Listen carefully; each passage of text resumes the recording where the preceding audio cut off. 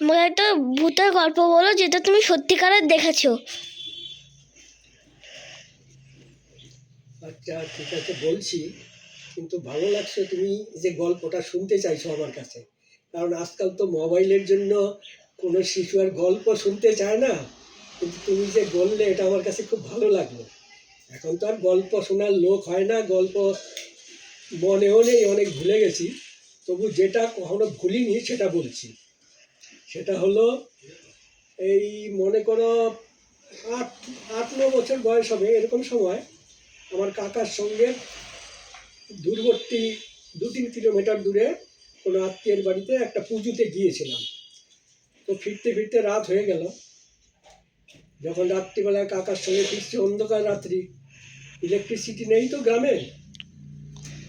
আচ্ছা, তারপরে আস্তে আস্তে এক সময় কাকা আমাকে বলছে, ওই দেখ ভূত যাচ্ছে।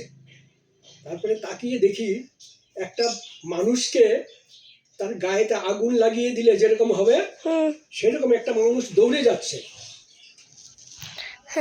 আচ্ছা, এবং দৌড়ে দৌড়ে গিয়ে একটা ফাঁকা জায়গাতে একটা বড় পুকুর ছিল, আর চতুর্দিকে চাষের জমি ছিল। সেই পুকুরটার পাড়ে 2-3টা তাল গাছ ছিল। তো প্রায় 3-4 মিনিটে সে দৌড়ে ওই তাল গাছের গোড়াতে গিয়ে দাঁড়ালো যখন, তখনই সেটা ওই লাইট অফ হওয়ার মতো অফ হয়ে গেল, আর আমি কিছু দেখতে পাচ্ছি না।